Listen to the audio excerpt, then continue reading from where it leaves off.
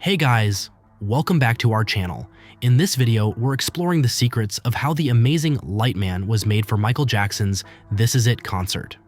Also, we're taking you behind the scenes, showcasing the dedicated minds and hands that brought this extraordinary concept to life.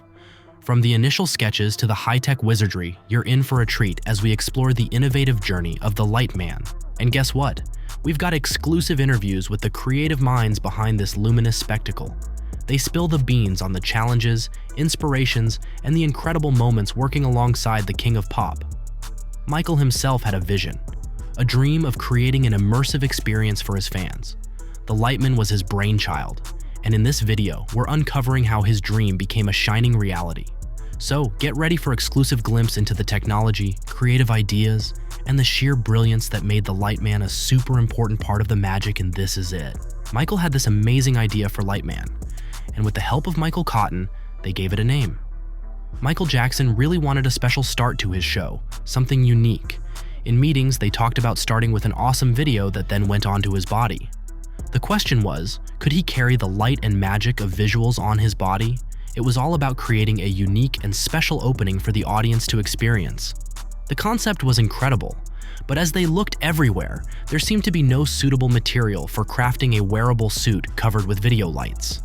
While Michael had a history of putting lights into his costumes for 2 decades, but creating a clear video image on a piece of clothing was a big challenge. It turned out, within just 1 month, no one in the world could build such a thing. But then, a new idea popped up, LightMan. It was like a suit made of lights, kind of like armor. Michael really liked these kinds of creative things, you know? Originally, the plan was to bring down this massive 8-foot wide silver orb from above the stage. It would land on the stage and then open up, showing LightMan inside. But because of technical reasons, they changed the plan. Now, LightMan was going to make an entrance from beneath the stage, rising up to capture everyone's attention. It added a whole new layer of excitement to the show. There was a ramp at the center stage, known as the garage door. Out of the darkness, Michael was supposed to come, kind of floating towards the audience. Covered in a figure with video imagery wrapping around him, the visuals would turn into a bright white light. And then, piece by piece, the whole setup opens up, and Michael jumps down, kicking off the start of the show. When we realized that we couldn't just plug LEDs into a pre-existing fabric suit, I came to David and his company Show Effects to find out how the heck we could do this. This is a flexible LED panel that is definitely new, definitely different. There's about 2 companies in the world making this product right now. The very unique thing about this is how easy it is to shape around different corners and different styles so that you can actually go around a corner, go up underneath in concave or convex patterns with LED. And that just set our minds to work. We thought, okay, we started forming it around the body, and you could see that, yeah, you could make a suit out of this. This is amazing. This is a really fun project. About halfway through building this on the floor, before we even put it on the LightMan, we started to see how it was all taking shape, and that's when everybody got very excited. Their first job was helping Michael make a small model called a maquette. They showed this model to Michael Jackson before making the big version. They wanted to decide on a pose and make sure it looked right. Michael wanted it to be like a pose from Michelangelo's David, a semi-Roman statue. Then, they planned how different parts of the big version would open one by one, following Michael's cue, like his leg, shin, chest, helmet, and even the codpiece. Michael liked the idea of keeping the audience excited, so he talked about holding their attention for as long as he could. He even acted it out on stage, showing how he'd stay inside and keep the crowd curious. Every flap will open one at a time. Right. Boom.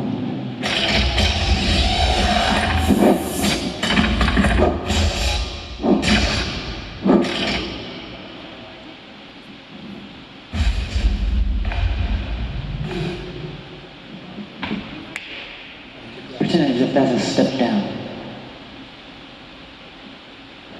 And we'll have sound to collect itself, where the LightMan collects itself. Okay?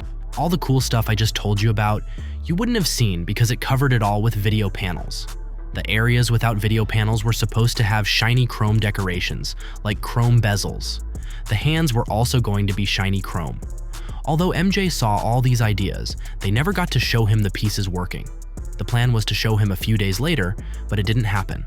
A few days away from covering the entire body and making it work, the news hit that Michael had been taken to the hospital.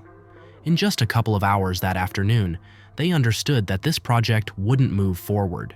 None of the other pieces they were working on would either. In fact, they had a truck full of equipment ready to go to Staples. It was a surreal afternoon when they realized that LightMan would never make it to the stage. It was like a piece of art in action. The LightMan floated over the stage, gently landed, and revealed him. It would have been the most amazing way for a star to start their show, I think. Truly spectacular. Kenny Ortega had this idea for a pre-show that would make the arena feel mysterious. As people entered, they'd see something about to kick off on stage. As audience entered, they would witness something about to happen on stage. A design was crafted, featuring a mix of lighting equipment and gleaming chrome spheres, creating a sense of energy about to come to life as the show started. Then, Michael would make his entrance, floating on stage in his suit of LightMan. Michael Jackson came up with the idea for LightMan, and it's said that Michael Cotton gave it the name. They talked about starting with awesome sort of video experience that then transferred to his body. Michael would hold the shiny orb that the audience had seen earlier, and they could see his own reflection in it. It reminded him of Hamlet, where Hamlet was thinking about his friend. The fact that he connected with seeing himself in Hamlet gives me chills. It's fantastic that he knew, understood, and felt that it added to the powerful theatrical experience he was putting on. They were ready to play the moment, and there was a bet going on.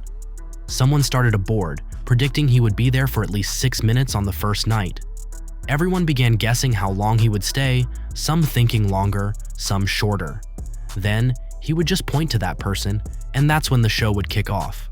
I hope you've enjoyed this glimpse into the creative process, the dedication of the teams involved, and the ambition to create something truly spectacular.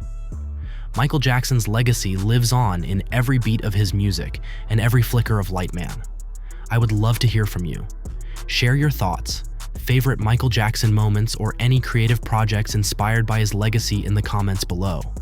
Hit that like, share, and subscribe button to join our MJ Forever family. Your support rocks our world. Thanks for tuning in. Stay inspired, keep the magic alive, and until next time, take care and keep on dancing.